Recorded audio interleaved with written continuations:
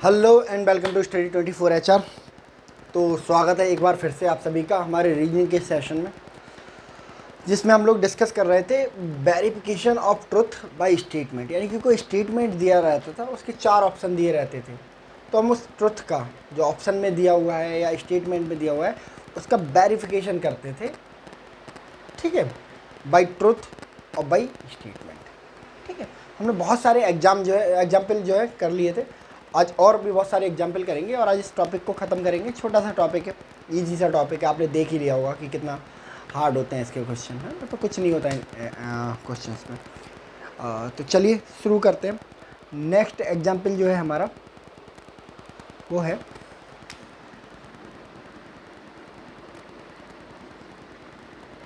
A this is always has question. Option A दे के रखा है क्योर, ऑप्शन बी दे के रखा है मेडिसिन, ऑप्शन सी दे के रखा है कॉज,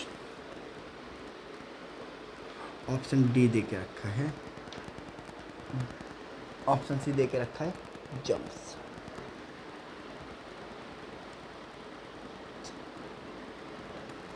तो कह रहा है कि भाई disease always has, disease always has यानी कि डिसीज हमेशा जो क्वालिटी रखती है अपने आप में वो क्या है। तो क्योर, क्योर का मतलब होता है निवारण, इलाज। क्या हर डिसीज का इलाज है? अगर हम सही से सोचें तो हम बहुत सारी चीज़ों का इलाज अभी तक नहीं ढूंढ पाए हैं। कैंसर का प्रिसाइज इलाज हमें नहीं मिला है, इसके अलावा जो एड्स है उसका इलाज हमें जो है नहीं मिला है। तो ऐसा भी हम नहीं कह सकते कि भाई सारी जो बीमारियां हैं उनका इलाज अब मिल गया। इसके अलावा मेडिसिन, दवाई,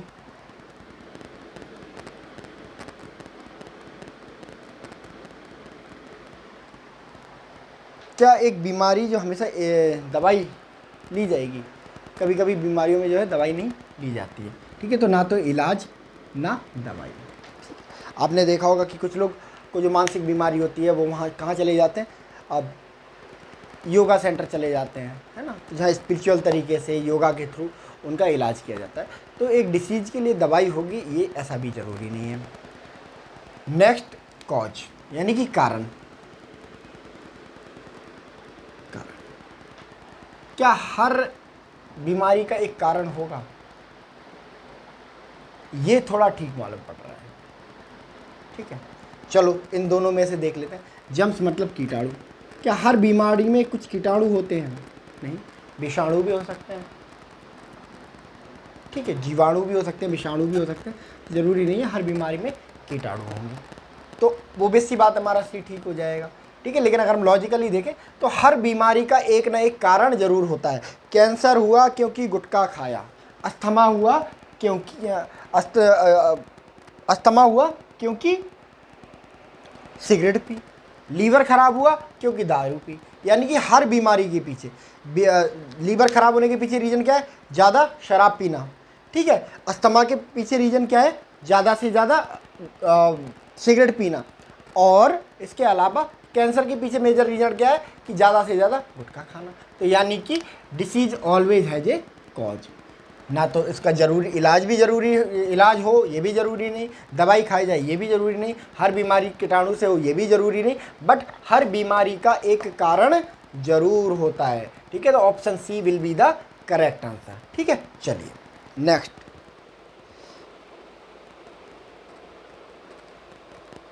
ए jail always has,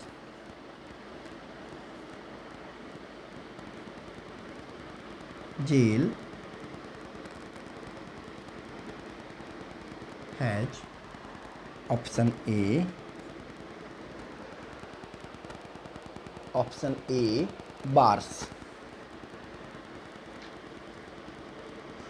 option B jailer, option C lawyer. Option D locks. ठीक है। A jail always has bar. ठीक है। बार मतलब क्या होता है कि अब एक दरवाज़ा होता है, ठीक है, जिसमें रॉड लगी होती हैं, ठीक है, बार। तो बार हो ऐसा ज़रूरी नहीं है। किवाड़ में भी बंद किया जा सकता है ना, स्ट्रॉन्ग गेट भी हो सकता है। Jail always has jailer. ठीक है, स्लाइडली ठीक है, जेलर होना चाहिए जेल में। लॉयर, ये jail always has a lawyer. क्या जेल में वकील होता है? जेल में वकील हो ऐसा जरूरी नहीं है। तो वकील नहीं होता है, कभी नहीं होता है, never. Jail always has law, ये भी ठीक है। अब ये देखो इन दोनों में प्रिसाइज क्या है। मान लो जेल में सारे कैदी, जेलर रख दिया हमने और सारे कैदी घूम रहे हैं ऐसे ही बिंदास, कहीं भी आ जा रहे हैं, तो क्या ऐसी जगह को जेल कहा जाएगा? जेल एक ऐसी जगह है होती है जहाँ कैदियों को बंद करके रखा जाता है, जहाँ निकल ना पाए। अब जेलर रख दिया बट सारे कैदी घूम घाम रहे हैं, तो ऐसी जगह को जेल कहा जाएगा? जेलर तो अपने घर में भी रहता है। जेलर एक पर्सन ही तो होता है जो अपने घर में रहता है।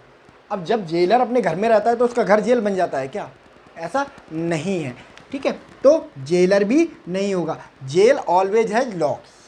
लॉक्स जरूर होंगे जेल में, क्योंकि वहाँ लोगों को कैद में रखा जाता है।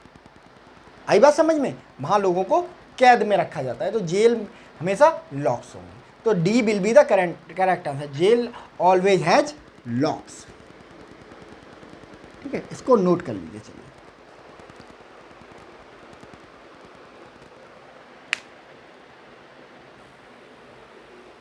चलिए नेक्स्ट।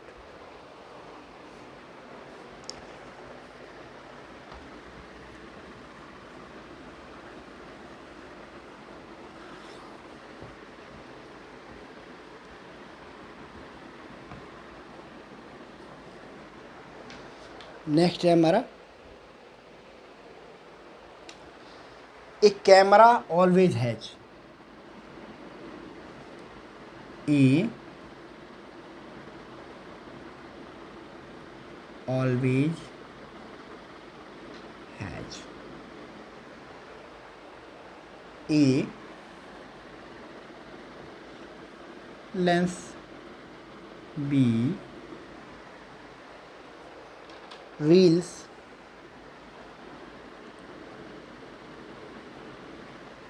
सी फ्लैश। D photograph.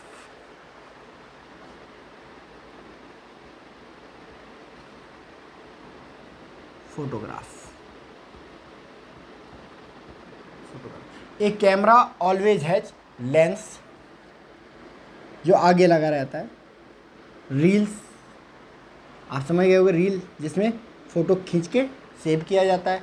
फ्लैश मतलब एक चमकदार चीज़ होती है, फ्लैश है ना, जो आप अंधेरे में फ़ोटो खिंचवाते हो तो साफ आता है, तो फ्लैश। और फोटोग्राफ मतलब फोटो। अब कैमरा के पास सबसे ज़रूरी चीज़ क्या है?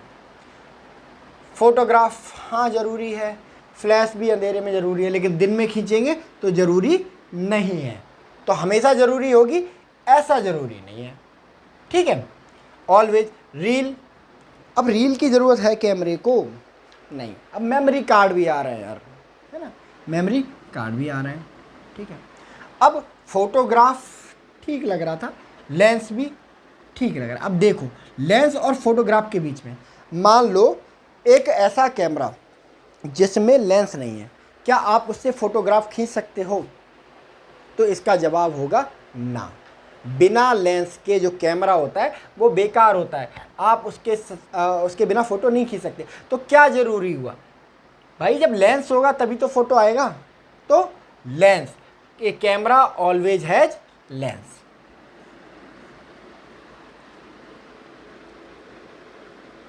Camera always has lens. ठीक है, चलिए नेक्स्ट।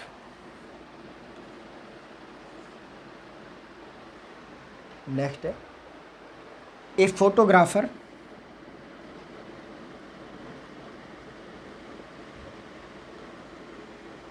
always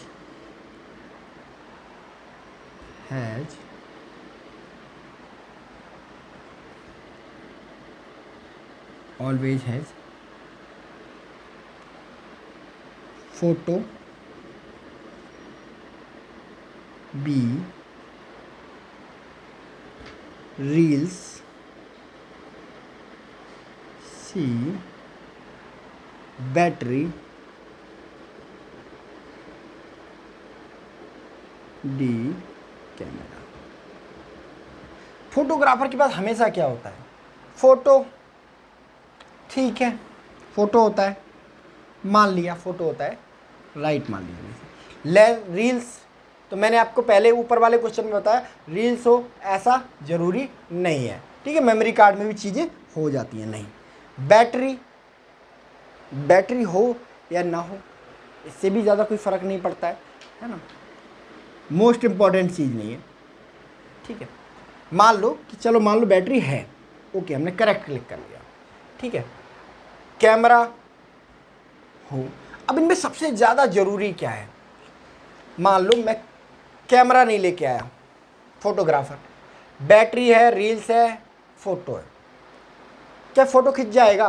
फ़ोटो कहाँ से आएगा जब कैमरा ही नहीं है? और जब कैमरा ही नहीं है तो बैटरी का क्या करोगे? और जब बैटरी नहीं जब कैमरा नहीं है तो रील्स का क्या करोगे? मान लो अगर मैं कहता हूँ रील्स भी है, लो रील्स भी मैंने कह दिया, रील्स से पुराने वाले समय में चला गया मैं, लेकिन क्या बिना कैमरा के ये तीनों चीज़ें काम कर पाएंगी? फोटो, रील्स और बैटरी किसी काम की हैं ये तीनों चीज़ें? नहीं। ठीक है, तो फोटोग्राफर के पास इन तीनों में से कुछ हो या ना हो, बट प्रायर कंडीशन है हमेशा कैमरा जरूर होगा। ठीक है, तो option D will be the correct answer. ठीक है, चलिए इसको नोट करिए।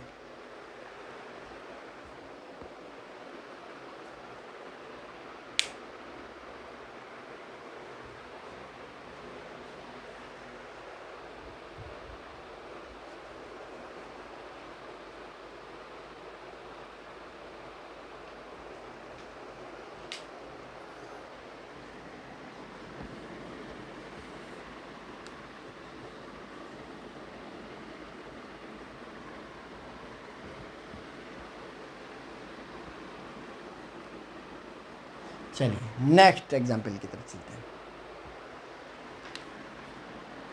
Question, a court always has, ठीक है, A court room B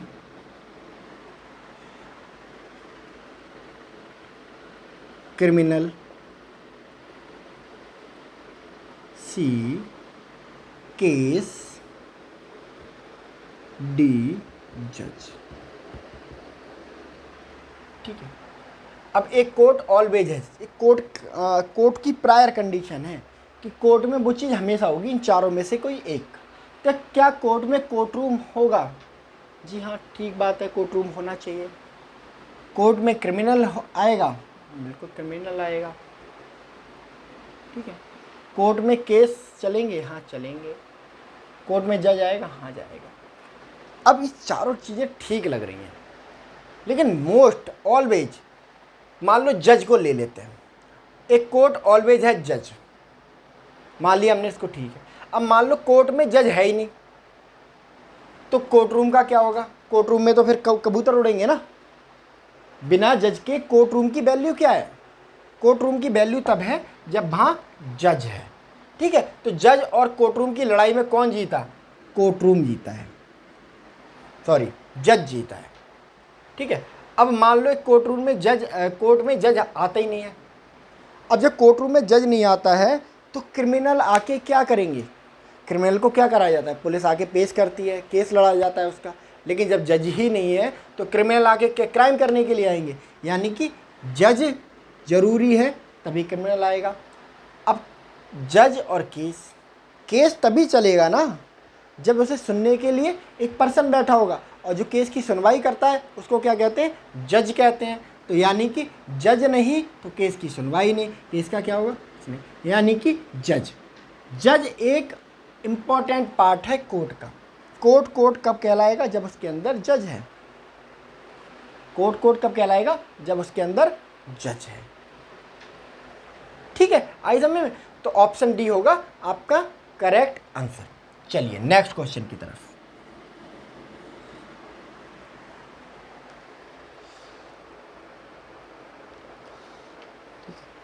a lawyer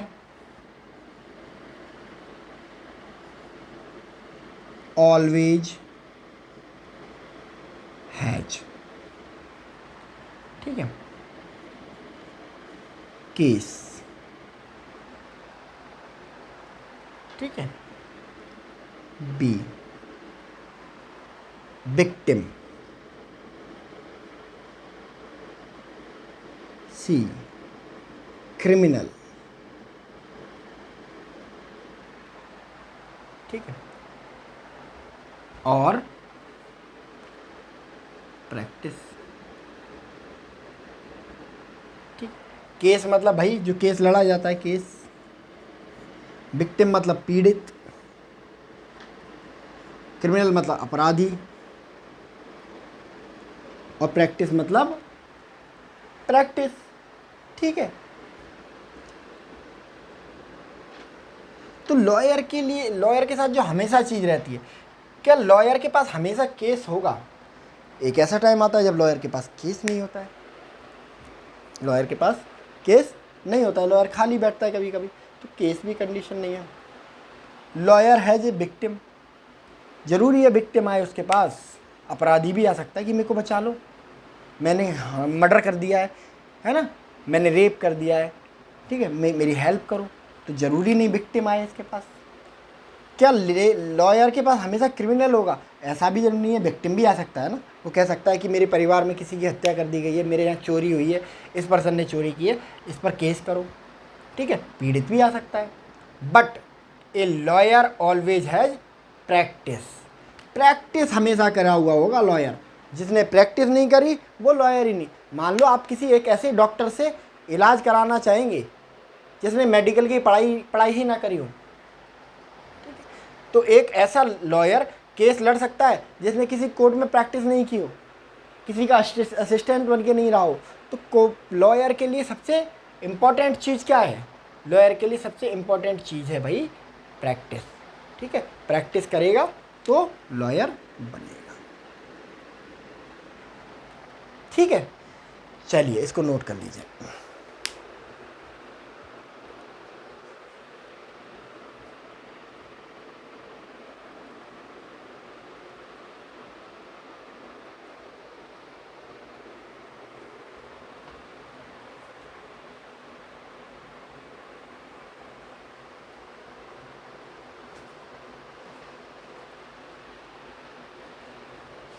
चलिए नेक्स्ट चलते हैं।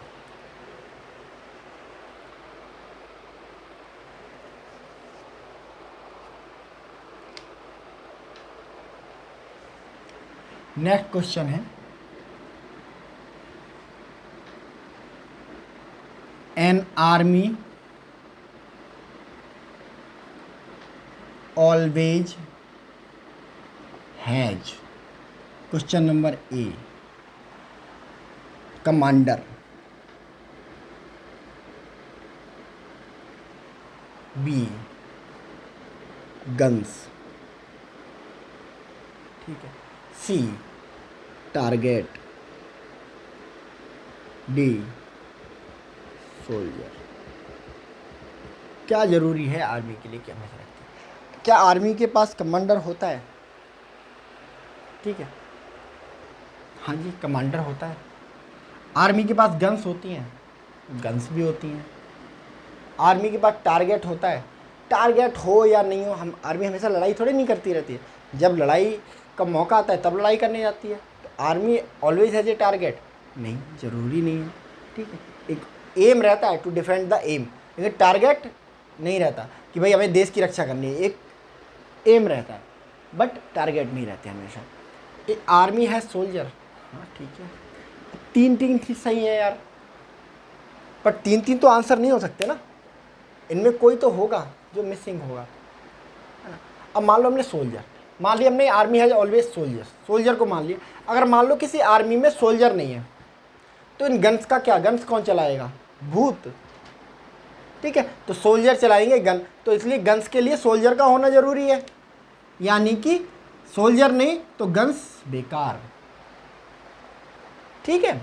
गन्स की रेलिवेंस आर्मी में तभी है जब सोल्जर है, ठीक है। कमांडर और सोल्जर, अब कमांडर और सोल्जर, कमांडर क्या करेगा अगर उसके पास सोल्जर ही ना हो, कमांड किसको करेगा, खुद को, है ना। तो कमांडर को भी कमांड करने के लिए कौन चाहिए, सोल्जर चाहिए, तो यानी कि सोल्जर नहीं तो कमांडर नहीं, तीन गलत हो गए, ऑटोमेटिकली चौथा सही हो जाएगा। यानी कि आर्मी के पास, आर्मी कैसे बनती है, सोल्जर से बनती है, कमांडर से नहीं, गन से नहीं, टारगेट से नहीं, ठीक है। पहले के टाइम पे आर्मी नहीं होती थी क्या, जब गन्स नहीं आई थी, पहले जब गन्स नहीं थी तब भी तो आर्मी होती थी, ठीक है। पहले क्या होता था, आदमखोर लोग, कमांडर नहीं होते थे, रैंडमली लड़ते थे, तो कमांडर की भी ज़रूरत नहीं है, टारगेट, बिना टारगेट के लड़ रहे हैं, जहाँ मिला अटैक कर दिया, ठीक है। तो army always has an soldier,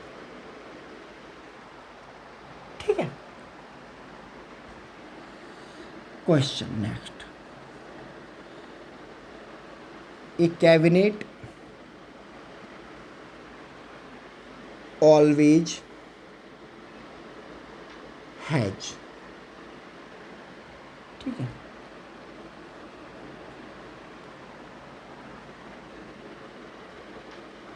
home minister,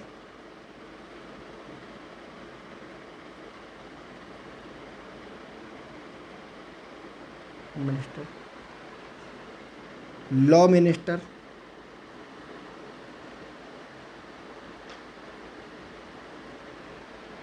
C finance minister, D prime minister.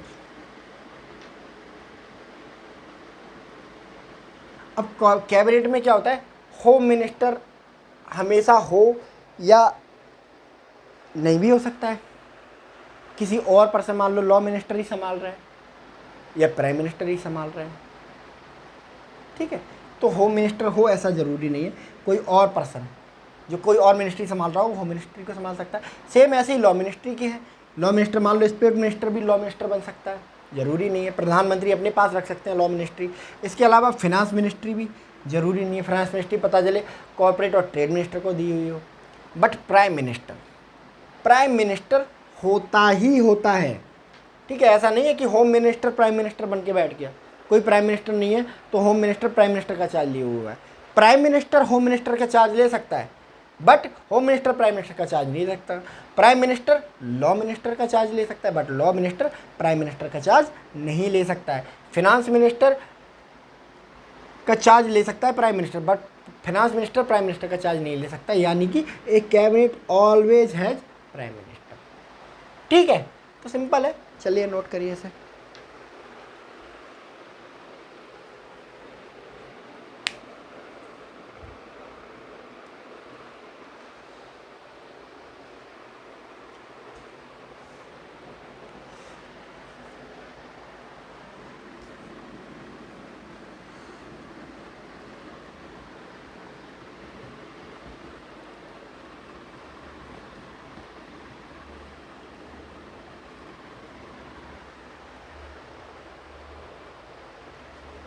Next है हमारा question,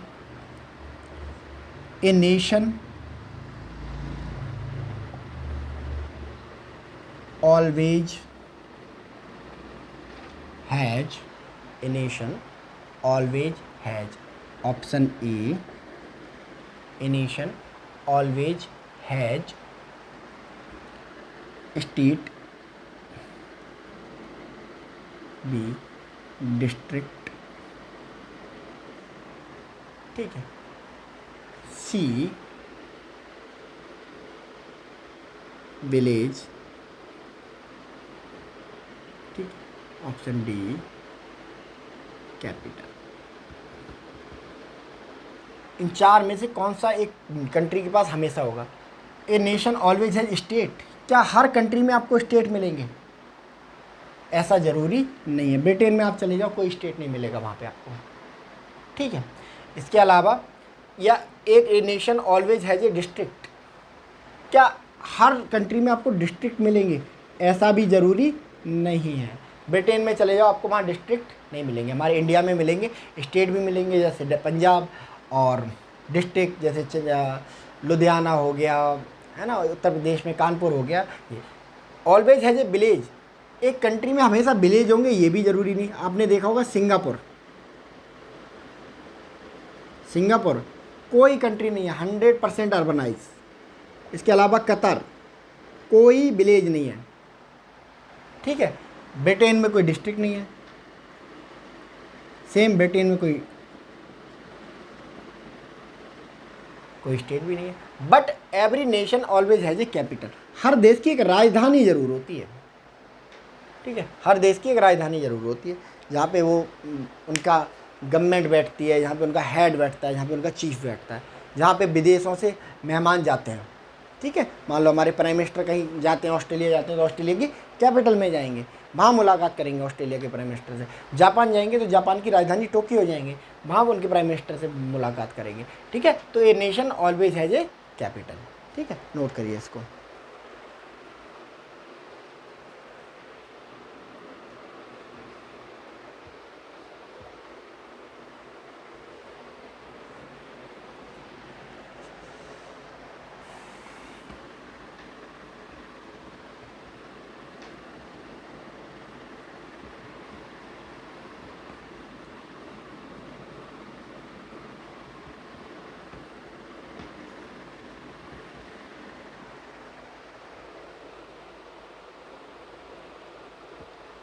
third question,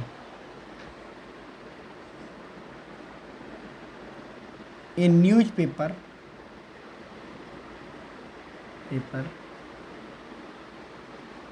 always has, option A,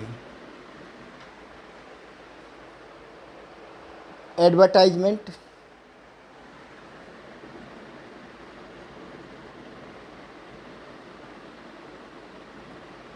option B, news,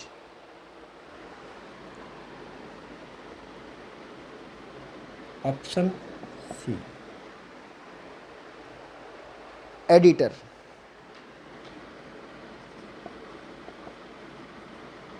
और डी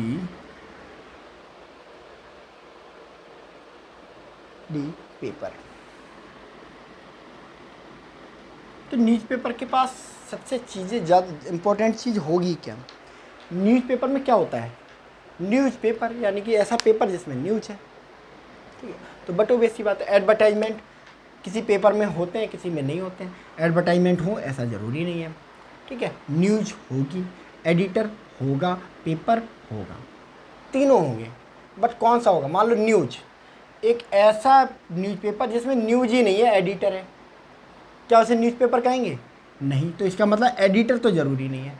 एक ऐसा न्यूज़पेपर जिसमें पेपर तो है बट न्यूज़ नहीं है, यानी कि ऐसे पेपर को भी न्यूज़ नहीं कहेंगे। तो ये पेपर पे न्यूज़ लिखी है तभी तो वो न्यूज़पेपर है ना। तो न्यूज़ ज़रूरी है भाई। तो न्यूज़ सबसे इम्पोर्टेंट पार्ट है, ठीक है। Next question,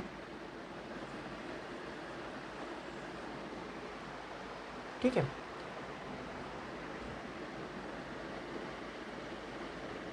A IT company, ठीक है, ऑलवेज हैज, ठीक है। एचआर, ठीक है। B CEO, C engineer, D peon. एक आईटी कंपनी की पहचान क्या होती है? एचआर।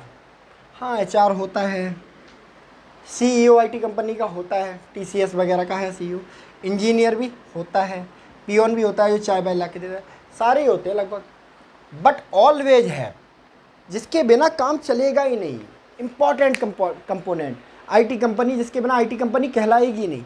मान लो इंजीनियर, एक ऐसी कंपनी जिसमें आईटी कंपनी क्या होती है? आईटी कंपनी सबसे पहले तो ये जाने, आईटी कंपनी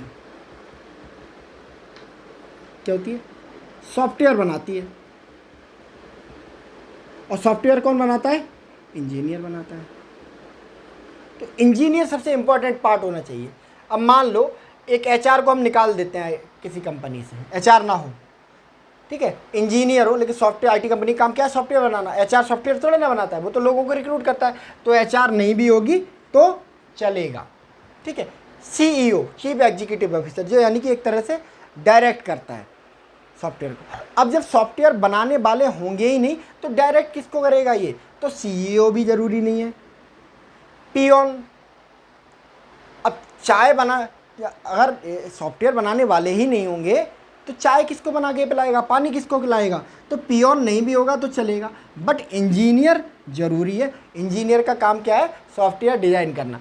तो आईटी कंपनी किसके ऊपर चलती है? आईटी इंजीनियर्स के ऊपर चलती है, ठीक है। तो एचआर भी जरूरी नहीं है, सीईओ भी जरूरी नहीं है। एचआर सारी कंपनियों में होती है, चाहे वो आईटी कंपनी हो या ना हो। सीईओ भी सारी कंपनियों में होता है, चाहे वो आईटी कंपनी हो या ना हो। पियोन भी सारी कंपनियों में चलता है, होता है, चाहे वो आईटी कंपनी हो या ना हो। बट एक इंजीनियर के बिना आईटी कंपनी नहीं होती है, ठीक है। इस चीज़ को याद रखेंगे। चलिए नोट करिए इसे।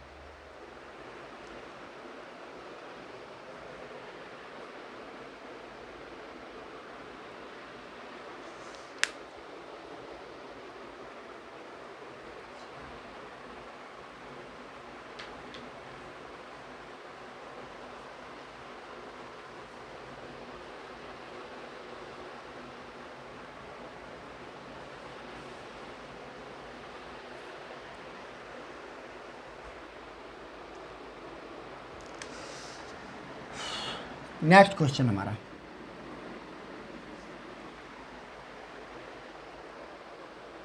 नेक्स्ट क्वेश्चन है, cricket always has, cricket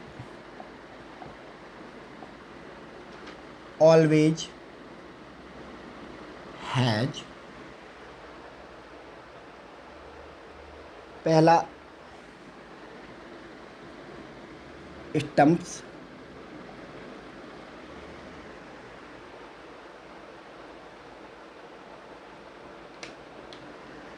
pitch,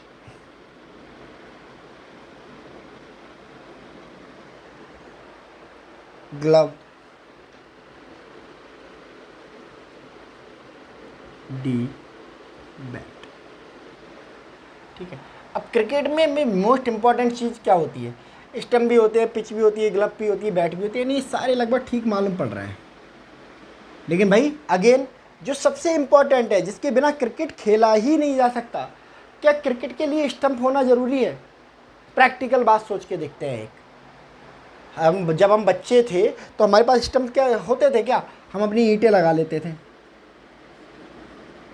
और हमारा विकेट बन के तैयार हो जाता था। तो स्टंप ज़रूरी हो ऐसा नहीं है, ठीक है। इसके अलावा पिच, पिच ज़रूरी हो या नहीं है? तो हम फिर अगेन हम अपने बचपन में जाएंगे। क्या हम जब क्रिकेट खेलने जाते थे प्रॉपर पिच हमें मिलती थी? जहाँ ग्राउंड मिलता था वहाँ खेलने लगते थे। तो पिच है या नहीं है, इससे भी फ़र्क नहीं पड़ता। ग्लव जो बैट्समैन पहनता है या कीपर पहनता है, क्या ये ज़रूरी है क्रिकेट के लिए? ठीक है। पर फिर अगेन हम लोग बचपन में जाएंगे अपने और देखेंगे क्या बचपन में हम लोग ग्लव्स पहन के खेलते थे हमेशा? क्या जी नहीं, ऐसा नहीं है। ग्लव्स पहन के नहीं खेलते थे कभी भी, ठीक है। ग्लव्स तो जब हम बड़े हो गए हैं तो हमने शौकिया तौर पे ख़रीदे या प्रोफेशनल बनना हुआ है तब खरीदे। बट बैट, बिना बैट के क्रिकेट खेली गई कभी क्या? भले ही हम लकड़ी का डंडा लेके गए, ठीक है, हमने उसको भी बैट की तरह इस्तेमाल किया। तो बैट जो है क्रिकेट का सबसे इम्पोर्टेंट एलिमेंट है, ये बात याद रखेंगे आप, ठीक है। चलिए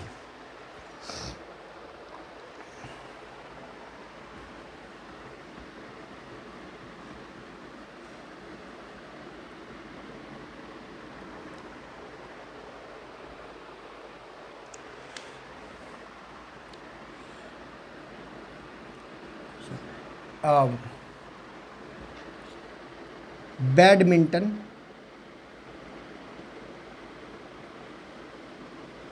ऑलवेज हैज, ठीक है, A racket, racket, B court room, court room, C net, ठीक है, डी प्लेयर। बैडमिंटन के लिए क्या ज़रूरी है? सबसे बहुत सिंपल सा सवाल है, ठीक है, ऑप्शन देखते ही पता चलेगा। प्लेयर, इस तरह के बहुत क्वेश्चन हम पहले लगा चुके हैं। प्लेयर सबसे इंपॉर्टेंट फैक्टर है। क्यों प्लेयर सबसे इंपॉर्टेंट फैक्टर? मान लो बैडमिंटन प्लेयर ही नहीं है, रैकेट कौन पकड़ेगा, खेलेगा कौन, ठीक है। कोर्ट रूम, क्या बैडमिंटन हमने कोर्ट रूम में खेला है? कहीं भी खेलने लगते थे बचपन में जाया करो, तो हमें कभी कोर्ट रूम की ज़रूरत नहीं पड़ी। कोर्ट रूम में प्रोफेशनल लोग जाते थे, हमें कोर्ट रूम की ज़रूरत कभी नहीं पड़ी, ठीक है। तो ये हमारा कोर्ट रूम भी ज़रूरी नहीं है। नेट ज़रूरी है क्या? नेट भी ज़रूरी नहीं है। हम एक लाइन खींच लेते थे कि इतनी ऊंचाई तक जाएगी तो फाउल मानेंगे, और इतनी ऊंचाई तक नहीं जाएगी तो फाउल नहीं मानेंगे। तो नेट भी ज़रूरी नहीं है, ठीक है, बट प्लेयर ज़रूरी है। और मान लो कोर्ट रूम ही ज़रूरी है, बट अगर प्लेयर नहीं होगा तो कोर्ट रूम में खेलेगा कौन? भूत। नेट भी ज़रूरी है, बट जब प्लेयर ही नहीं है तो उस नेट पे खेलेगा कौन? नेट पे खेलेगा कौन, ठीक है। तो इसलिए बैडमिंटन के लिए सबसे ज़्यादा ज़रूरी क्या है?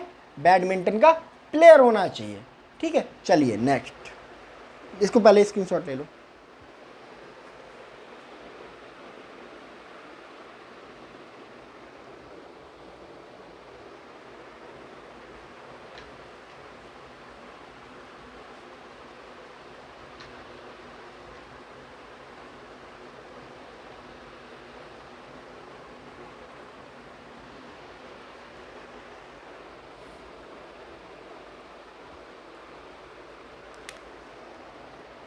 $35 question. The dad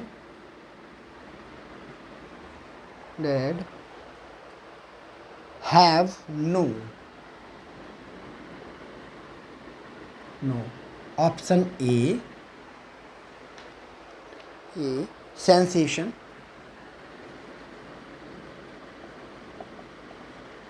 B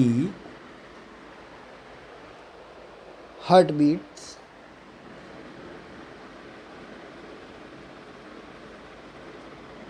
C movement,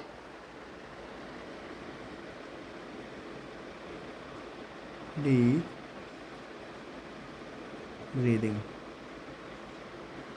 movement breathing, ठीक है। द डैड हैव नो, कौन सी एक क्वालिटी है जो डैड में नहीं होती है, जिसको किसको पूरी तरह हम कह देते हैं भाई ये डैड है, ठीक है। ब्रीदिंग भी होती है समटाइम, ठीक है। हार्ट बीट भी समटाइम होती है, धीरे धीरे जाती है। सेंसेशन भी धीरे धीरे जाता है। बट जैसे ही कोई पर्सन डेड होता है ना, उसका जो मूवमेंट होता है वो अटेंडम रूप से चला जाता है, यानी कि इमूवेबल हो जाता है, इमूवेबल हो जाता है। डेड हैव नो मूवमेंट, यानी कि कोई मूवमेंट उसके पास नहीं होता है, ठीक है। तो dead have no movement, option C will be the correct answer, ठीक है। इसको एक बार नोट कर लीजिए, ठीक है। तो चलिए आज के सेशन में इतना ही रखते हैं। नेक्स्ट सेशन में हम फिर मिलेंगे और कुछ एग्जाम्पल के साथ बहुत सारी प्रैक्टिस करेंगे। और जो नेक्स्ट सेशन जो रीजनिंग का होगा वो इस चैप्टर का जो है लास्ट सेशन होगा, ठीक है। आई थिंक हम लोग लगभग अभी तक 50-60 क्वेश्चन कर चुके हैं हम लोग, ठीक है। 60 क्वेश्चन और कर चुके हैं, 20-30 क्वेश्चन हम अभी और करेंगे नेक्स्ट सेशन में। और हमारा जो प्रैक्टिस है वो पूरी हो जाएगी। सिर्फ आपको इसी को पढ़ना है, ठीक है, और कुछ नहीं पढ़ना है, ठीक है। तो चलिए मिलते हैं नेक्स्ट सेशन में। Thank you very much.